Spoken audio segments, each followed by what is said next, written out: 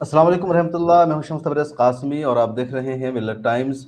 मेरे साथ इस वक्त शेब असलम फ़हीमी साहिबा हैं और डॉक्टर सलीम खान साहब हैं। तीनों शख्सियात के साथ हम बातचीत करेंगे तालिबान को लेकर के, अफगानिस्तान क्राइसिस पर, और ख़ासतौर से इंडिया को क्या करना चाहिए। क्या इंडिया को बातचीत करनी चाहिए तालिबान के साथ या नहीं करनी चाहिए? कई हलकों में सवालात भी उठ रहे हैं। तो शेबा असलम फ़हीमी साहिबा और डॉक्टर सलीम खान साहब, आप लोगों का बहुत शुक्रिया, आपने हमें टाइम दिया। शेबा असलम साहिबा, आपको क्या लगता है इस वक्त जो अफगानिस्तान की सूरत हाल है उसमें इंडिया को क्या किरदार अदा करना चाहिए? इंडिया की बस छूट गई है इस बार। इंडिया कुछ नहीं कर पाएगा अभी। तो इसलिए इंडिया थोड़ा सा बस अपने थोड़ा आईटी सेल को काबू करे, बदतमीजियों से रोके उनको, डिप्लोमेसी के सवालों पर वो बेहूदगी ना करें। और मोदी जी के साथ जिनकी तस्वीरें हैं, खासकर वो लोग जब बदतमीजी करते हैं तो ये जो हमारा जो डिप्लोमेसी का मौक़िफ़ है वो बिगड़ता है, हमारे इंटरेस्ट हर्ट होते हैं उससे। तो इन सब चीज़ों पर ध्यान दें। और इसके अलावा अब इंडिया के पास जो कुछ है वो है सॉफ्ट पावर। सॉफ्ट पावर किस चीज़ का? भलमनसाहत का और एक जेन्युइन रिलेशनशिप कायम करने का। अगर वो करते हैं तो रिस्पॉन्स ज़रूर मिलेगा, क्योंकि खुद तालिबान को भी ज़रूरत है कि लोग उन्हें पहचानें और उनको रिकॉग्नाइज करें और उनको मान लें कि वो अब हुकूमत में आ गए हैं और एज ए लेजिटिमेट हुकूमत, ये उनकी भी ज़रूरत है। तो इस तालिबानों की इस ज़रूरत का फ़ायदा इंडिया उठाए, थोड़ा तहजीब और तमीज़ के साथ। इंडियन जो हमारा पूरा सोशल मीडिया है, पूरा जो लोग भी चलाते हैं सरकार की तरफ से और बीजेपी की तरफ से, थोड़ा वो लोग ठीक से बिहेव करें। और कुछ नहीं है, क्योंकि फॉर्मली तो कुछ कर नहीं सकते अभी। और जितना भी लगाया था 6 बिलियन या जो भी था, वो सारा का सारा पानी में बह गया है। और इसके बाद फेल्योर जो अमेरिका है वो भी फेल्योर की बात कर रहा है कि हमारा पार्टनर इंडिया जो है एक फेल्ड पार्टनर था, उसने हमें कुछ भी इनपुट नहीं दिया, इंटेलिजेंस इनपुट नहीं दिया, कुछ भी उसने मेहनत नहीं की। तो अब ये स्थिति बनी हुई है, तो ये सूरत हाल है। डॉक्टर सलीम खान साहब, आप क्या कहेंगे इंडिया का जो मौकिफ है तालिबान को लेकर के अब तक?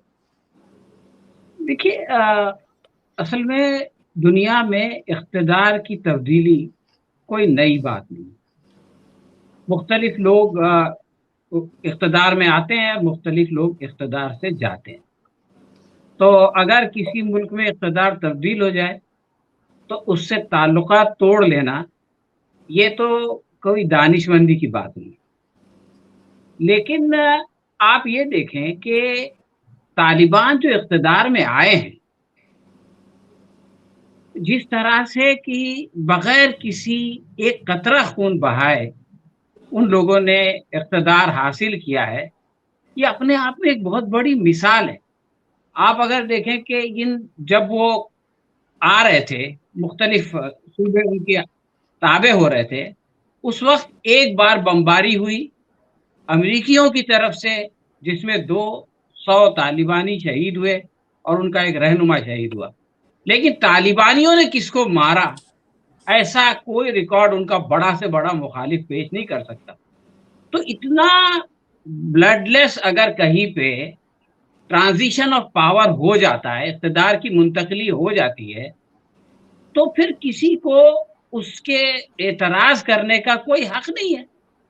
वहाँ की अवाम उनसे खुश हैं, वहाँ की अवाम उनका इस्तक़बाल कर रहे हैं और तालिबानी यहाँ तक कह रहे हैं कि हम जो है वो किसी से कोई इंतकाम नहीं लेंगे, किसी से कोई बदला नहीं लेंगे। यानी उन लोगों से भी कि जो दुश्मनों से मिले हुए थे, उनको भी उन्होंने जो है वो माफ़ कर दिया।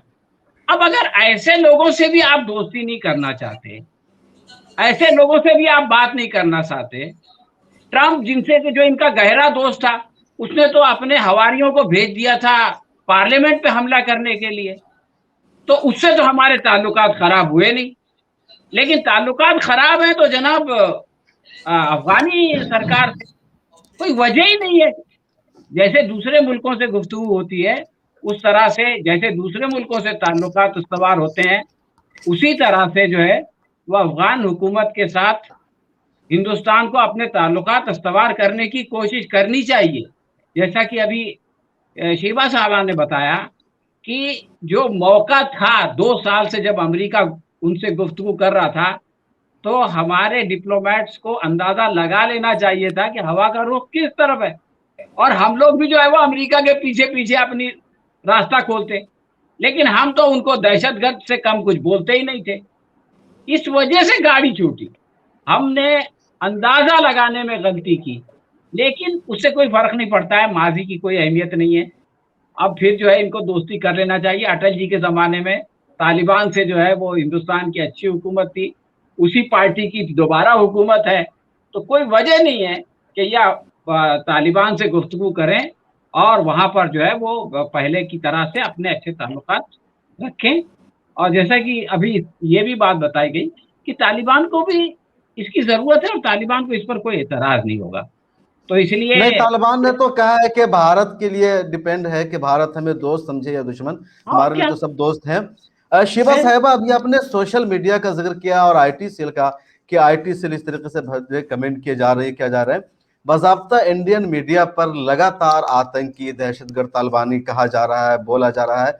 जहां जरूरत नहीं आतंकी बोलने की, वहां पर भी जबरदस्ती बोला जा रहा है। हालांकि इंटरनेशनल कवरेज है अल जजीरा की, न्यूयॉर्क टाइम्स की, वाशिंगटन पोस्ट की, सीएनएन की, वहां कहीं तालिबान को आतंकी या दहशतगर्द नहीं कहा जा रहा है। अमेरिका पिछले 2 सालों से उनके साथ बातचीत कर रहा है। इंडियन मीडिया में बार बार आतंकी, दहशतगर्दी, तालिबान को कहने का क्या मतलब है?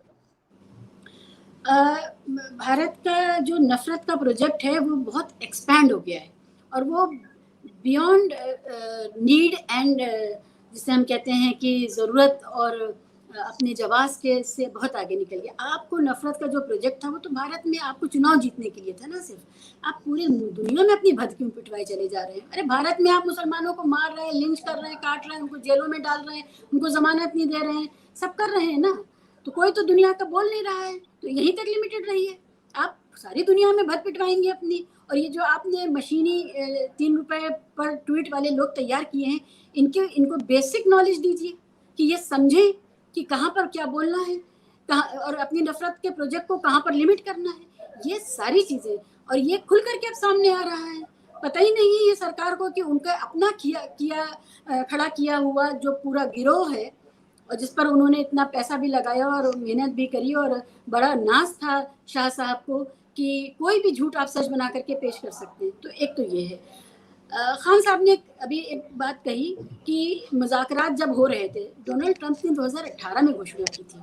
अभी की बात है, हम जब बाइडेन ने कहा कि हम तालिबान के हवाले करके जाएंगे, तो हमारे विदेश मंत्री क्या कर रहे थे? ट्वीट करके बधाई दे रहे थे और उसी समय अमेरिका से शिकायत कर रहे थे कि ये आपने क्या कर दिया, अब हम क्या करेंगे, आप कैसे हमें छोड़ के जा सकते हैं वहाँ पर। इन लोगों को दो मुँहेपन में भी बिल्कुल शर्म नहीं आती कि आप थोड़ा तो पर्देदारी से कर लीजिए। एक सॉफ्ट डिप्लोमेसी होती है, एक बिहाइंड द डोर डिप्लोमेसी होती है और एक सामने से होती है। कोई ऐसा लगता है कि जैसे मेरा तो काम आसान कर दिया मोदी साहब ने। उन्होंने बहुत पहले कांग्रेस के टाइम पर ये टर्म दिया था पॉलिसी पैरालिसिस का। असल में आज है पॉलिसी पैरालिसिस, समझ ही में नहीं आ रहा करना क्या है। और आपके पास जो सॉफ्ट पावर है, आपके पास कुछ अफगानी लोग हैं जिनको आपने शरण दी है, आपके अपने लोग वहां पर हैं, उनको आप देखिए। तालिबान ने क्या समझदारी की, वो गुरुद्वारे में पहुंच गए मिलने के लिए सिख समाज से कि उनको आश्वासन देना है। ठीक है, हम ऐसे लोग हैं कि हमने जो हमारे यहाँ जो अफगानी लोग हैं, हम उनको एज अ गुड मैसेंजर इस्तेमाल कर सकते थे। हमें अकल नहीं आती है। तो ये सारी बातें बहुत मार्के की हैं। और जहाँ तक अभी खान साहब कह रहे थे कि अब आप जो भी आपका डिस्कोर्स था तालिबान के लिए, और अभी आपने भी कहा कि आतंकवादी शब्द का इस्तेमाल, और ये देखिए एक ज़माना था कि वेस्ट के कई कंट्रीज़ ने मोदी साहब को वीज़ा देने से मना कर दिया था 2002 के लिए, लेकिन जब सत्ता में आ गए तो सबने भाई कह दिया कि अब आप चुने हुए नुमाइंदे हैं, बात खत्म हो गई। तो ये तो मोदी साहब को खुद ही अपने ही एग्जाम्पल से सीख लेना चाहिए कि डिप्लोमेसी ये होती है और राजकाज ये होता है। दुनिया इस तरह चलती है कि कोई भी हो, लेकिन अगर उस देश की आवाम चुप है और उनका मुखालफत नहीं कर रही है तो भाई आप कौन मिस्टर खामखा, ये बात है। बहुत शुक्रिया डॉक्टर सलीम खान साहब। तालिबान की जीत को आप क्या समझते हैं? एक तरफ अमेरिका की इतनी बड़ी फौज थी, पूरी ताकत थी, इसके बावजूद क्या वजह थी कि तालिबान ने इतनी कम मुद्दत में इतनी बड़ी फतह हासिल कर ली? अमेरिकी इंटेलिजेंस भी नाकाम हो गई। अमेरिकी इंटेलिजेंस की रिपोर्ट थी कम से कम 90 दिन लगेंगे काबुल तक पहुंचने में। देखिए, इसकी एक वजह नहीं है, इसकी बहुत सारी वजूहात हैं। ये जो अमेरिकन ने जो प्रोजेक्ट शुरू किया, तो मैं ये समझता हूँ कि जॉर्ज डब्ल्यू बुश ने अपनी फौज को पहली मर्तबा भेजा और जॉर्ज डब्ल्यू बुश को अंदाजा हो गया कि हम जो है वो अफगानियों को काबू में नहीं कर सकते। हम अमेरिकियों को ये बात नहीं समझा सकते कि हमने अफगानिस्तान को अपने काबू में कर लिया है।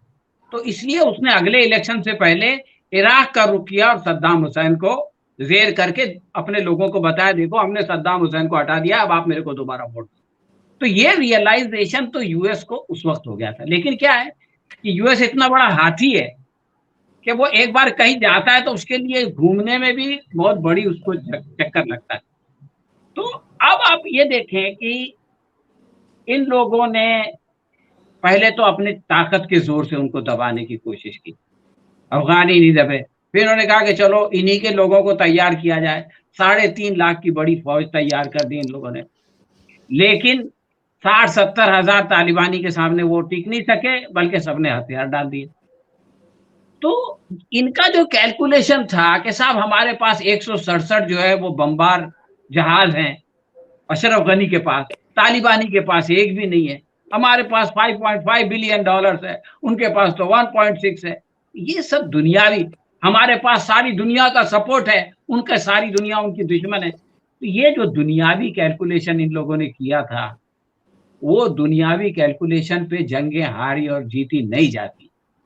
असल में जंग के लिए जो ईमान की जरूरत होती है, जो यकीन की जरूरत होती है, जो अल्लाह की मदद आती है, नुसरत आती है, ये सब चीजें फैसला कुन होती हैं। तो तालिबान के यहाँ पे ये तमाम चीजें कि जो लोगों की आंखों से ओझल थी वो आ गई, वरना दुनियावी मादी कैलकुलेशन से कोई कंपैरिजन नहीं था। और एक बात मैं ये बताऊं कि दुनिया का हर आदमी जो है वो फॉरेन ऑक्यूपेशन के खिलाफ है, और अफगानी तो आज तक कभी गुलाम हो ही नहीं, बने ही नहीं, वो एक ऐसी कौम है। अब ये कि जो भी उनके लिए जिसके बारे में उनको ये बात लगती है कि ये हमको आज़ादी, हमारी आज़ादी के लिए लड़ रहा है, ये फॉरेन के पिट्ठू को हटाने के लिए लड़ रहा है, तो सारी दुनिया उनके साथ हुई। इसीलिए तो ये जो ब्लडलेस चेंज हुआ है, इसलिए कि सारी अवाम उनके साथ थी, उन्होंने उनका इस्तकबाल किया। और आप ये देखें कि जो सबसे बड़े दुश्मन थे वो जो सरदार इस्माइल खान थे, उन्होंने उसके बेटे ने, शाह मसूद के बेटे ने, तो ये बेसिक चीज ये थी कि एक फॉरेन ताकत है, उसका एक पिट्ठू है और उससे ये लोग आजादी दिला रहे हैं, इसलिए हम सब इसके साथ हैं।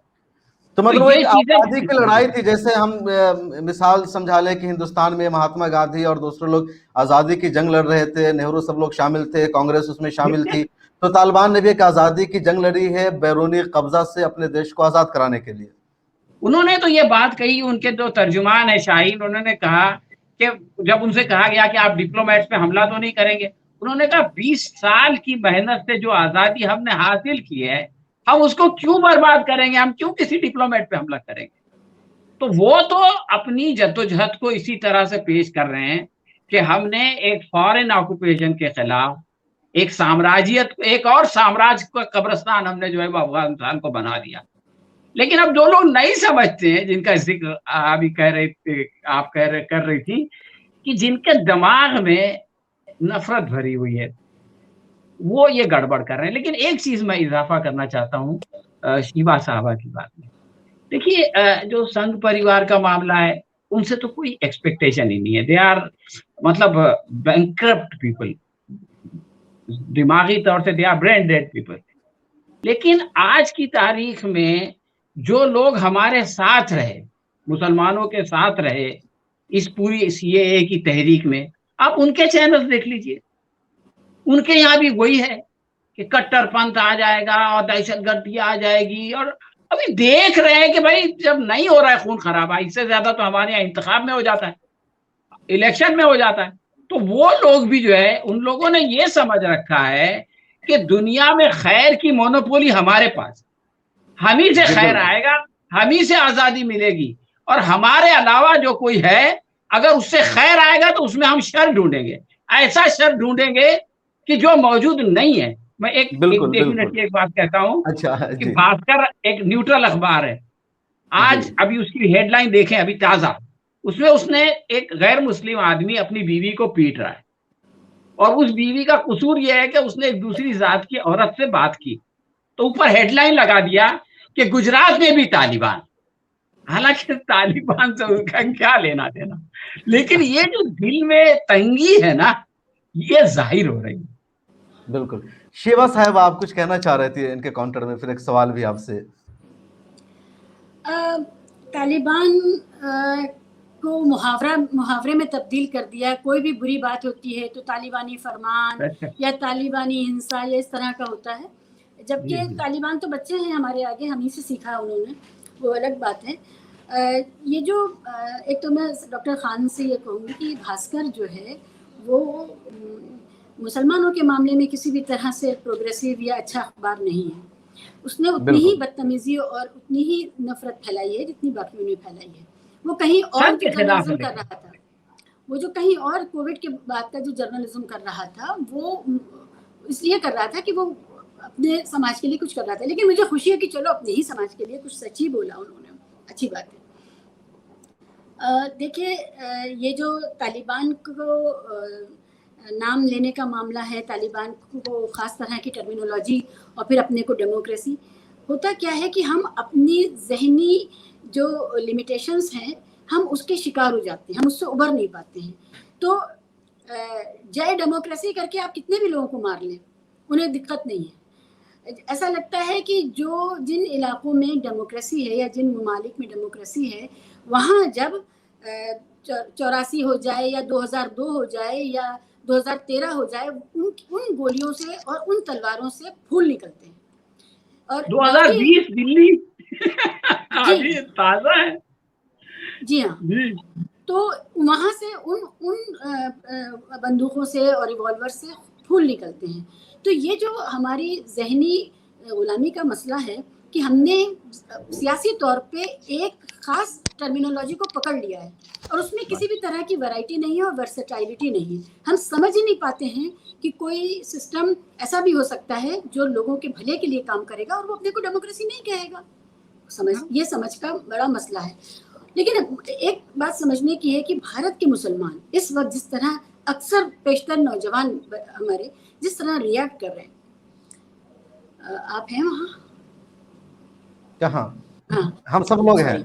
अब बोले। अच्छा, तो जिस तरह सोशल मीडिया पे रिएक्ट कर रहे हैं, उनको भी अपने आप पर काबू रखना है। सिर्फ 1 साल पहले CAA NRC का जो एजिटेशन था, उसमें आप डेमोक्रेसी, लिबर्टी, इक्वालिटी, फ्रीडम, आइन, इन सब की बात कर रहे थे और इस तरह कर रहे थे, लग रहा था आपको मुँह ज़बानी याद है और आपके लिए ये पैरामाउंट वैल्यूज़ हैं, इनसे बड़ा कुछ नहीं है।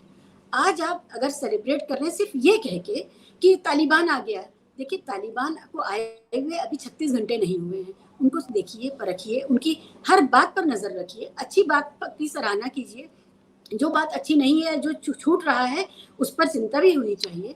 और सबसे बड़ी बात यह है कि हम भारत के जो मुसलमान हैं, हमें इसी डेमोक्रेटिक सिस्टम के अंदर अपने लिए इंसाफ और अपने लिए सुकून और पीस की गुंजाइश देखनी है। हम लोगों को ये बात समझनी चाहिए कि आप हताश हैं, निराश हैं, फ्रस्ट्रेटेड हैं। एक जारहाना सिस्टम कभी भी आपको बंद कर दे रहा है। आप रिपोर्टिंग करने जा रहे हैं, रिपोर्टिंग करने से पहले आपको जेल में डाला जा रहा है। आप प्रोटेस्ट कर रहे हैं तो आपकी कुर्की की जा रही है, आपकी जायदाद जब्त की जा रही है। ये सब की वजह से आपके अंदर एक डिसबैलेंस पैदा हुआ और वो समझ में आता है। और यही अज़्म दिखाने का टाइम है कि आप अमेरिका गया, ये खुशी की बात है। अमेरिका की एक बहुत बड़ी ह्यूमिलिएटिंग हार हुई, ये बहुत खुशी की बात है।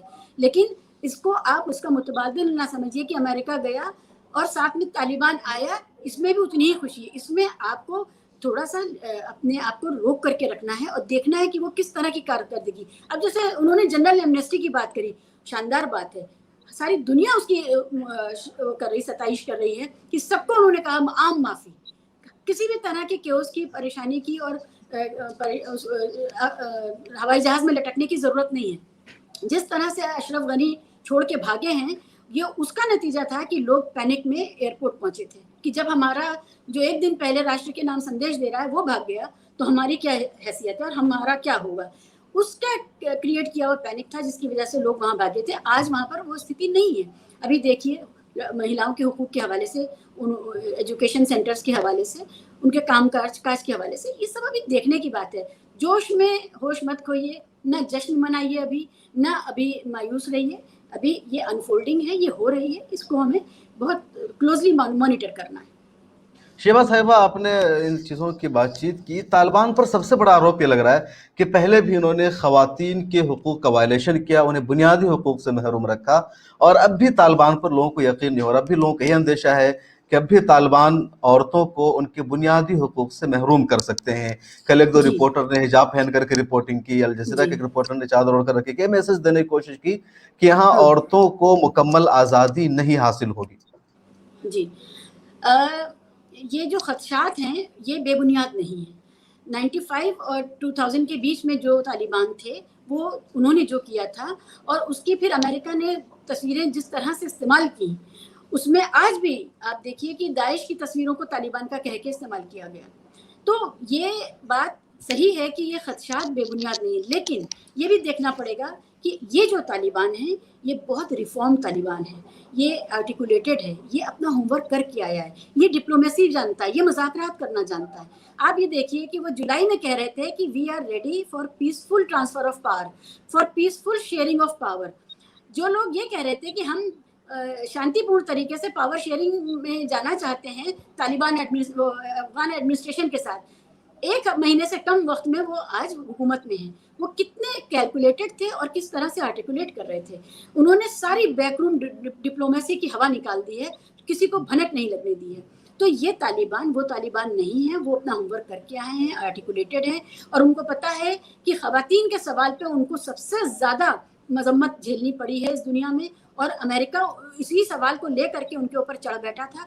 इस बार क्या वो वही गलती करेंगे? मुझे नहीं लगता।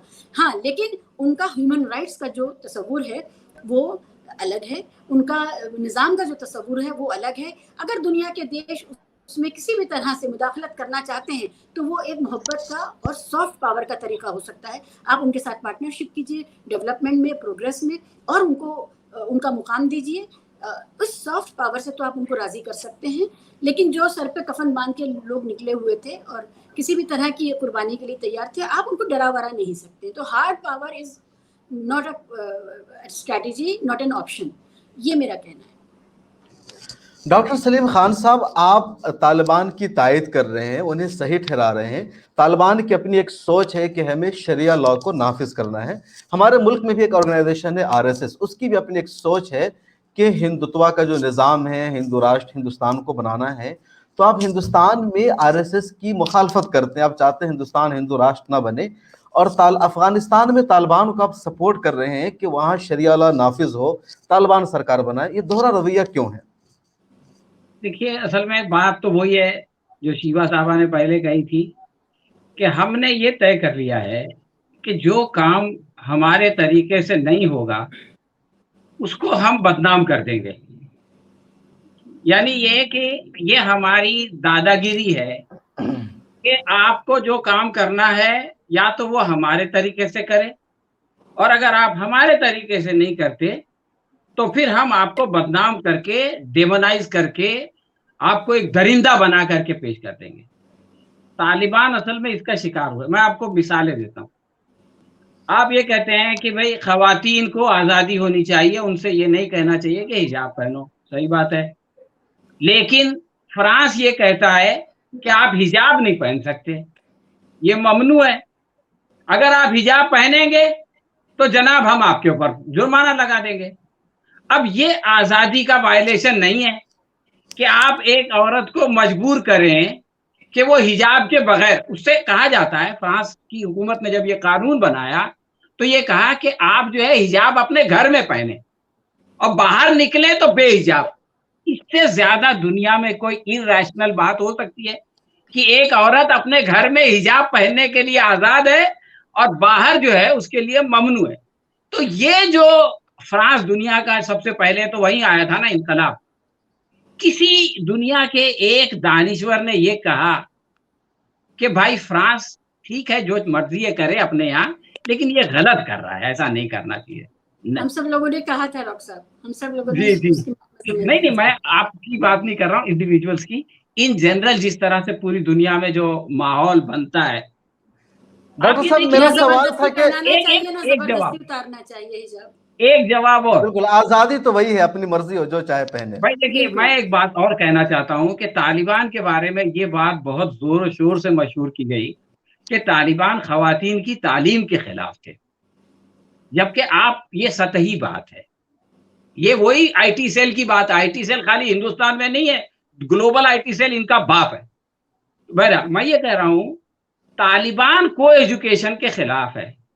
आज हिंदुस्तान में ईसाइयों के जितने बड़े बड़े तालीमी इदारे हैं, मैं सांता क्रूज में रहता हूं, हमारे यहाँ 2 सबसे बड़े स्कूल्स हैं ईसाइयों के, कॉन्वेंट और सैक्रेड हार्ट, एक लड़कों के लिए एक लड़कियों के लिए, और बंबई में ऐसे कई इदारे हैं।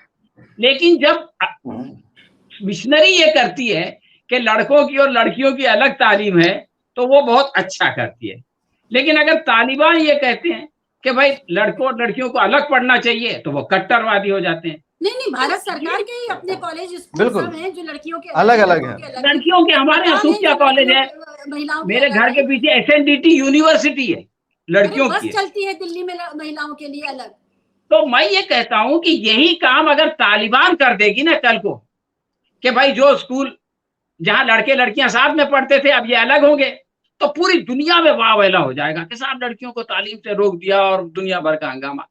तो मैं ये कहता हूं कि आपने एक बहुत अच्छी बात कही थी शिवा साहबा ने, कि हम लोग जो है ना एटलीस्ट इंटेलेक्चुअल लेवल पे अल्टरनेटिव के बारे में कभी नहीं सोचना जुर्म समझते। यानी एक निजाम है, फर्ज कीजिए, ठीक है उसमें हजार खूबियां सही, डॉक्टर लेकिन साहब कोई मेरा दूसरा सवाल था ऐसा कि निजाम हो सकता है आप जो उससे बेहतर हो। आप गौर तो करो, कंपेयर तो करो। और ये बात नहीं है कि हम जो है कोई मुतबादिल निजाम पेश करते हैं और आरएसएस कोई मुतबादिल निजाम पेश करता है, तो हम आरएसएस के मुतबादिल निजाम पेश करने की वजह से उसके मुखालिफ नहीं है। आरएसएस की जो नजरियात हैं, जिसके अंदर जो है वो वर्णाश्रम है, जिसके अंदर ऊंच नीच है, जिसके अंदर जो है वो लोगों पे जुल्म किया जाता है, जिसमें मॉब लिंचिंग को प्रोटेक्शन दिया जाता है, जिसमें जो है वो जुल्म को जस्टिफाई किया जाता है अपनी तारीख की बुनियाद पर, हम उसके खिलाफ हैं। अगर आरएसएस का निजाम जो है ऐसा मुतबादिल निजाम हो जो कि इससे बेहतर हो और अमन लाए और इंसाफ लाए, तो हमको आरएसएस से क्या झगड़ा है।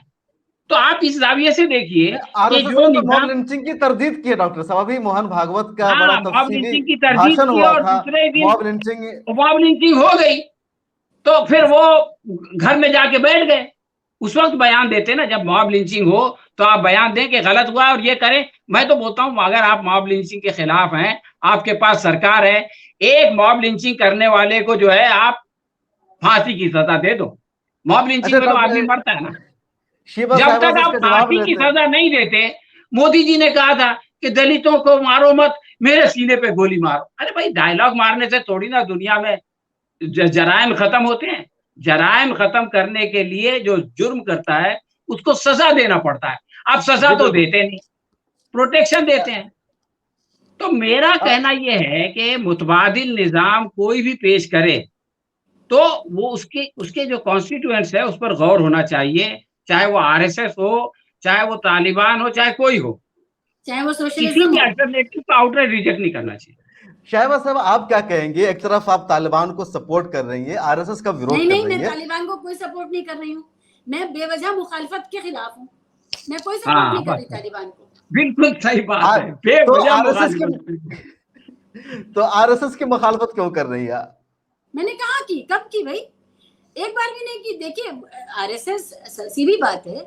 अभी खान साहब कह रहे थे कि मुतबादिल जो हमारे पास इंतजामात हैं, जिसको हम फॉर्म्स ऑफ गवर्नमेंट भी कह सकते हैं। मैं तो पॉलिटिकल साइंस की स्टूडेंट हूँ और मेरा यकीन सोशलिज्म में है। तो ऐसा नहीं है कि मुतबादिल जो व्यवस्थाएं हो सकती हैं उस पर विचार नहीं है। आपको याद होगा कि इस देश में जब ये आज का निज़ाम शुरू हुआ है, उसमें सबसे पहले कम्युनिस्टों को ही उन्होंने अपना दुश्मन घोषित किया। तो हम लोग तो सर्टिफाइड दुश्मन हैं। तो इसलिए हमारे यहाँ, हमारे जो हम मिजाज लोग हैं, हम ख्याल लोग हैं, हमारे यहाँ तो इस पर लगातार चर्चा है कि ये खोखली डेमोक्रेसी जिसका गूदा निकाल लिया है, सिर्फ छिलका पकड़ा दिया है, तो इस डेमोक्रेसी की हमें क्या जरूरत है? हम जय डेमोक्रेसी करके गोली क्यों खाएं भाई? तो ये, और आप ये देखिए कि इस डेमोक्रेसी में वेलफेयर स्टेट बिल्कुल खत्म हो गया है। आपको शिक्षा नहीं, रोजगार नहीं, सेहत नहीं। जी बिल्कुल सही कहा आपने। तो ये अच्छा, आपके पास सरकार आपको कुछ नहीं दे रही है, और सरकार सिर्फ आपको ये बता रही है मन की बात कर करके कि देखो तुम, मेरा विजन ये है, मैं इतने करोड़ लगाने वाला हूँ, उतने करोड़। ये कब तक चलेगा? और इस पर बात ना हो इसके लिए उन्होंने एक नफरत की पूरी इंस्टॉलेशन किया है, नफरत का हर दिमाग के अंदर। वो अपना काम कर रहा है, लेकिन अब उसके बैनुल अक़वामी नताइज सामने आने लगे हैं। अच्छा, अफगानिस्तान को आलमी सतह पर अभी सिर्फ 2-3 मुल्कों ने खुल करके सपोर्ट किया, जिसमें पहले नंबर पर चाइना है और रूस है। इन्होंने अपना सफारत खाना भी खोले रखने का ऐलान किया है। क्या इससे लगता है कि आलमी सतह पर जो अमेरिका की ताकत है वो डाउन पड़ेगी, और ये जो दूसरा नया ब्लॉक बन रहा है ये ज्यादा मजबूत होगा? अमेरिका आज से ज्यादा कमजोर पिछले 50 सालों में कभी भी नहीं था, या 80 सालों में कभी भी नहीं था। जब उसने सेकेंड वर्ल्ड वॉर में यूके के साथ बैठ करके वर्ल्ड करेंसी का चेंज करवाया था और अपने आप को मनवाया था, वो लम्हे से लेके आज का लम्हा इतना कमजोर अमेरिका कभी भी नहीं था। तो ये तो बात तय है कि ये सिर्फ और सिर्फ जो अभी हुआ है अफगानिस्तान में, उसने बस उस पर मुहर लगा दी है, जिस पर दुनिया के सभी जो माहिरीन हैं वो ये बात कर ही रहे हैं पहले से कि भाई ये खोखला हो चुका है अंदर से, और इसमें अब वो जान नहीं बची है। यहाँ तक हुआ है कि अब इजराइल तक को फिक्र हो गई है कि ये अमेरिका मेरे किस काम का है। मतलब जो तालिबान के साथ वाली ये घटना घटी है, उसके बाद इजराइल तक को फिक्र है कि ये अमेरिका हमारे किस काम का है, ये क्या कर लेगा हमारे लिए। तो ये एक बात है। लेकिन जो दूसरा मुहाज बन रहा है ये बहुत ज़रूरी है, ये जहाँ भी बने ये ज़रूरी है। देखिए, यूनिपोलर वर्ल्ड बहुत ख़तरनाक है। एक ध्रुवीय दुनिया जिसमें एक माई बाप होगा, वो कहेगा सो जाओ तो सो जाओ, उठ जाओ तो उठ जाओ। ये जो है ये इंसानी मिजाज के ख़िलाफ़ है, ये कुदरत के मिजाज के ख़िलाफ़ है। इसकी हर तरह से इसको तोड़ने की कोशिश करनी चाहिए। चाइना, रशिया, ईरान, आपके दूसरे ममालिक जो आ रहे हैं, आपने देखा कि सऊदी अरब का रुख भी अब बदल रहा है कई मामलों में जियोपॉलिटिक्स के सवाल पर। पाकिस्तान जो है वो लगातार अटखेलियाँ कर रहा है कि इधर जाना है कि उधर जाना है, लेकिन ऑप्शन दिख रहा है उसके पास भी। और अफगानिस्तान से रिलेटेड जितने भी प्रोजेक्ट्स थे उसमें इकोनॉमिक रीजंस की वजह से रशिया, चाइना, पाकिस्तान साथ जो आए, चाहे वो ग्वादर का मामला हो चाहे वो दीगर मामले हों, उसमें जो वो साथ आए हैं, तो अमेरिका के लिए क्लियर मैसेज है कि बॉस आपकी ज़रूरत नहीं है। आप बताइए, चाइना, रशिया, अफगानिस्तान, पाकिस्तान, सिर्फ ये 4 मुल्क, और उसमें उज़्बेकिस्तान को आप शामिल कर सकते हैं, तुर्कमेनिस्तान को आप हीले हवाले के साथ।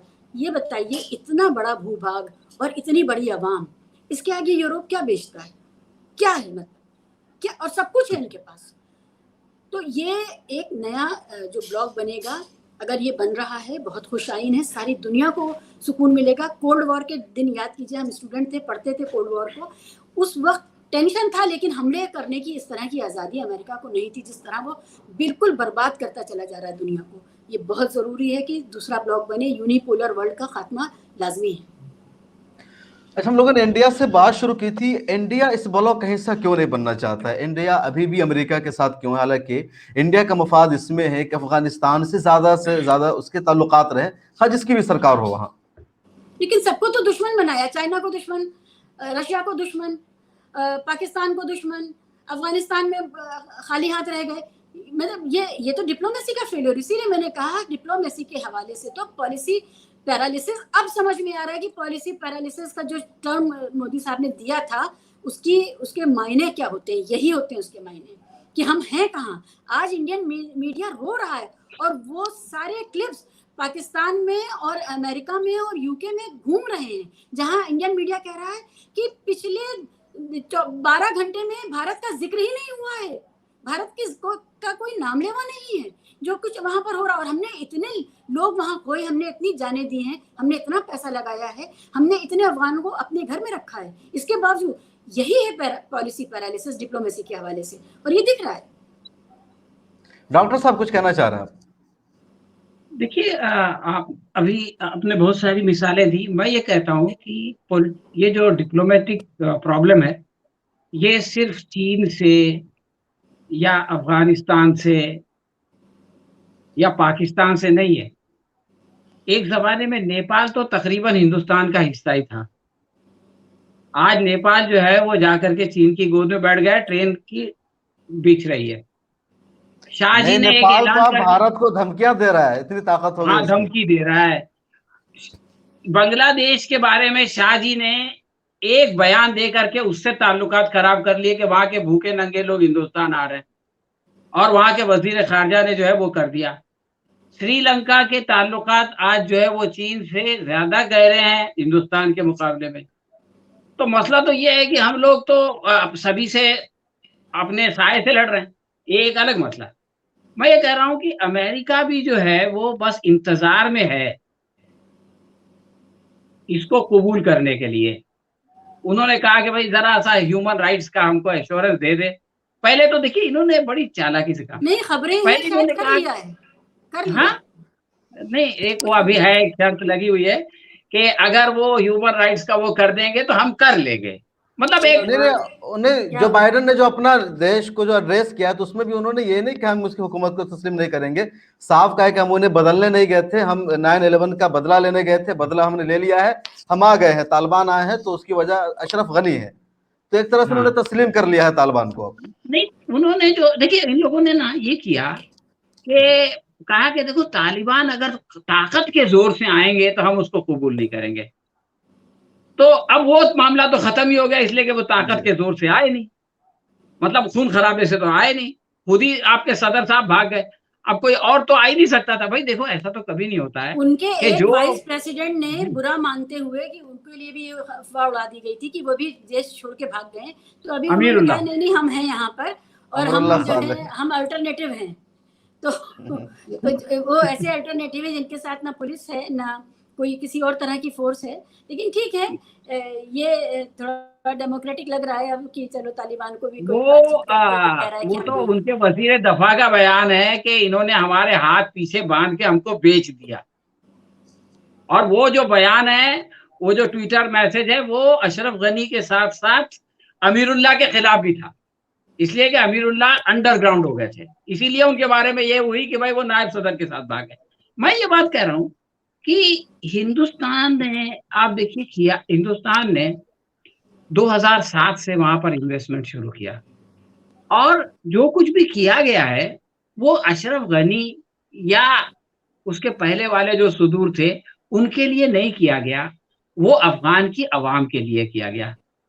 तो ये सोचना, ये जो बात किया जा रहा है कि हमारे लोग फँसे हुए हैं, उनको कैसे निकालें? भाई जिन अवाम की भलाई का काम कर रहे थे आप, वो अवाम तो वही है। सरकार बदलती है, अवाम नहीं बदलती। तो इनको तो इसकी ज़रूरत ही नहीं है कि हम अपने लोगों को निकालें। ये नई सरकार से कहें कि भाई हमारे ये प्रोजेक्ट्स हैं, हम इनको पूरा करेंगे, वो लोग शुक्रिया अदा करेंगे। या ये बोलें कि भाई आप ज़रा इसका ख़्याल रखिए कि हमारे लोगों को कोई तकलीफ़ ना हो, तो वो उसकी गारंटी करेंगे। तो मसला तो सिर्फ एक एहसास जुर्म का है और एक जो डिप्लोमेटिक पैरालिसिस का है। अगर ये पैरालिसिस से निकल जाएँ और वो एहसास जुर्म निकाल दें अपने दिल से कि कल तक हम इनको जनाब दहशतगर्द कहते थे, आज इनसे कैसे बात करें, तो मसला हल हो जाएगा और अच्छी-अच्छी तस्वीरें छप जाएँगी और आईटी वाले भी जो है वो दूसरा गाना गाना शुरू कर देंगे और वो दिन जल्दी आने वाला है इंशाअल्लाह। अच्छा, एक आखिरी सवाल उसके बाद ये गुफ्तगू खत्म करेंगे। भारत के लोगों को या हुकूमत को अंदेशा है कि तालिबान की वजह से कश्मीर में अस्करियत पसंदों का गलबा ज़्यादा बढ़ सकता है, वहाँ के हालात ख़राब हो सकते हैं और तालिबान कश्मीर में मुदाखलत कर सकते हैं और इस वजह से भी भारत तज़ब्ज़ुब का शिकार है तालिबान के साथ बातचीत करने को या उन्हें एक्सेप्ट करने को। ये सवाल किससे है? आप भी बता दीजिए। देखिए, ये फ़िक्र वाजिब है और जिस तरह का नाइंसाफ़ी का निज़ाम और ज़ुल्म का निज़ाम वहाँ पर चला है, उसके बाद ये अंदर का चोर है जो बोल रहा है। इसका एक ही इलाज है, आप इंसाफ़ कीजिए। इंसाफ़ हमेशा उसके पिछलग्गू की तरह सुकून और पीस जो है उसके पिछलग्गू की तरह अपने आप आ जाएगा। आप इंसाफ़ कीजिए।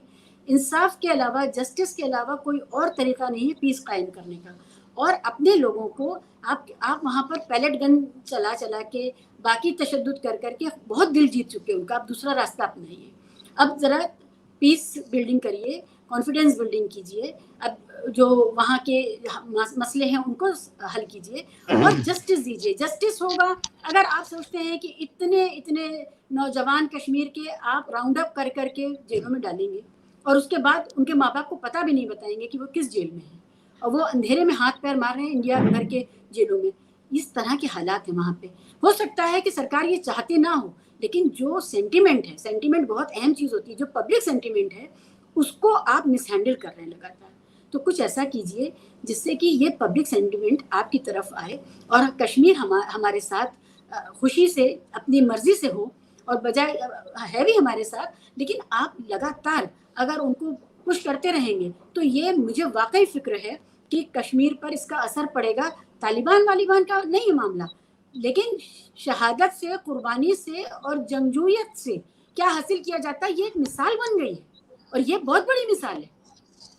तो जो कुर्बानी का जज्बा है उसको तालिबान ने यहाँ पर एक तरह से स्टैब्लिश कर दिया है, और जिनके पास कुछ नहीं होता है, जिनको बहरहाल बेमौत मर जाना है, वो कुर्बानी के फ्रेमवर्क में सोचने लगेंगे। और ये बहुत फिक्र की बात है, वाकई ये फिक्र की बात है मुझे है इसका। नहीं, ये भी एक फिक्र हो रही है कि तालिबान वाले अफगानिस्तान में जीत चुके हैं, तब आगे कदम बढ़ाएंगे, दूसरी जगहों पर कदम रखेंगे। ये भी क्वेश्चन है, क्या तालिबान वाले, देखिए वसाइल है, वसाइल का सवाल है, अभी उनको अपने आप को ठीक करना है। इतनी बड़ी तादाद में उनके लड़ाके, अब उनको शांति चाहिए, उनको जिंदगी चाहिए है, उनको रिवॉर्ड्स चाहिए हैं। मुझे नहीं लगता कि तालिबान सरकार का, अफगान सरकार का कोई ख्याल कश्मीर को लेके होगा। इसके मामले में उन्होंने इससे पहले भी बयान दिए, उसमें वो नॉन इन्वॉल्व पार्टी के तौर पे रहे हैं।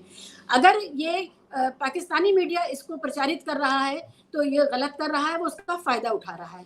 और भारत को ये बात समझनी चाहिए कि हम कश्मीरी हमारे हैं, हमें कश्मीरियों को संभालना है, वो हमारे अपने लोग हैं, हमें उनके साथ बात करनी चाहिए, हमें उनके दुख दर्द में साथी बनना चाहिए और इंसाफ करना चाहिए। डॉक्टर साहब आप कुछ कह रहे हैं? मैं असल में शिवा साहबा से 100% एग्रीमेंट के साथ इनकी बात के बारे में एक समेट के एक बात इजाफा करना चाहता हूँ जी। देखिए, अदल यानी जस्टिस और पीस, इसका चोली दामन का साथ। अगर आप जो है वो जस्टिस को रौंद देंगे और अमन की तवक्को करेंगे तो ऐसा न कभी हुआ है न होगा। ये पहली बात। दूसरी बात ये है कि ये मैसेज तो जरूर आया है सारी दुनिया के लोगों के लिए जो जुल्म और जबर के खिलाफ लड़ रहे थे, जो कमजोर समझे जाते थे, कि ताकत की बुनियाद पर कितना भी बड़ा फर्क हो, आप जो है वो जज्बा को और दबा नहीं सकते, आप ताकत से किसी का दिल जीत नहीं सकते। लेकिन मैं दो बात और मतलब इससे मुतालिक, हमारी जो मोदी सरकार है, इन्होंने कहा था कि साहब नोटबंदी हुई है और नोटबंदी के बाद इसमें एक ऐसा चिप है और इसकी वजह से दहशतगर्दी खत्म हो जाएगी। अब वो मोदी सरकार ने कहा था, एक जर्नलिस्ट ने कहा था वो। हाँ वही, मतलब वो जो जर्नलिस्ट, अच्छा फर्क नहीं रहा, मोदी सरकार, हाँ मोदी सरकार के जर्नलिस्ट और इन जर्नलिस्टों की सरकार, ये दोनों जो है वो एक ही थाली के चट्टे बट्टे हो गए। लेकिन दूसरी बात मैं कह रहा हूँ, इन्हों का ये कहना था कि भाई 70 साल से सारी दहशतगर्दी की बुनियाद दफा 370 है और कांग्रेस ने उसको डाला और कांग्रेस ने उसको नहीं निकाला और इसी वजह से सारी दहशतगर्दी है। हम इसको खत्म करेंगे तो साहब वहां पे फूल खिले हैं, गुलशन गुलशन हो जाएगा। 2 साल तो हो गए। तो सवाल ये कि आपने जिन चीजों से उम्मीद की थी अमन और अमान की, वो तो नहीं हो सकी। अब ये है कि जैसा शिवा साहबा कह रही थी कि वहां के लोगों को इंसाफ दीजिए, उनके साथ अच्छा सलूक कीजिए, उनका दिल जीतने की कोशिश कीजिए, तो दुनिया की कोई ताकत उनको जो है वो सरकार से मुतनफिर नहीं कर सकती। और अगर आपने ये नहीं किया तो दुनिया की किसी ताकत को जहमत करने की जरूरत नहीं है, ये आप ही के करतूतों का फल है जो वहां पर आपको मिल जाएगा। या न सिर्फ कश्मीर में बल्कि किसी भी सूबे में, आप किसी भी सूबे को, अब बंगाल को दबाएं, वहां भी ये हो जाएगा। नागालैंड में आप देख रहे हैं, वो मिजोरम वाले, मिजो को आपने किया, वहां देख ली। मेघालय में तशद्दुद हो गया। जहां आप ताकत से लोगों को दबाने की कोशिश करते हैं उसका रद्द अमल आपको सहना पड़ता है। ये सीधा साधा फार्मूला है। तो ये हर जगह होगा। बहुत शुक्रिया। तो हम बातचीत कर रहे थे, अफगानिस्तान में तालिबान की सरकार आ रही है और उसके साथ भारत को अपना रिश्ता कैसा रखना चाहिए, भारत को बातचीत करनी चाहिए या नहीं करनी चाहिए, इसी पर हमारे मेहमानों ने इज़हार ख्याल किया, सब ने अपनी अपनी बात रखी। आप इन मेहमानों की बात से कितना इत्तेफाक रखते हैं, कमेंट सेक्शन में अपनी राय जरूर लिखी। हम तहे दिल से शुक्रगुजार हैं। मोहतरमा शीबा असलम फ़हीमी साहिबा के मारूफ एक्टिविस्ट और दानिश्वर हैं, इसी तरह डॉक्टर सलीम खान साहब के मारूफ मुफक्किर है। आप सब ने हमें टाइम दिया, हमारे साथ बातचीत की। उम्मीद है दोबारा फिर आप हमारे चैनल पर आएंगे। बहुत शुक्रिया, आप सब ने हमें ज्वाइन किया। मिलर टाइम्स का ऐप आप सब जरूर डाउनलोड कीजिए गूगल प्ले स्टोर से, जहां आप 4 ज़ुबानों में मिलर टाइम्स की खबरें उंगली के क्लिक पर पढ़ सकते हैं। बहुत शुक्रिया, अल्लाह हाफिज। शुक्रिया, जज़ाकल्लाह भाई। शुक्रिया।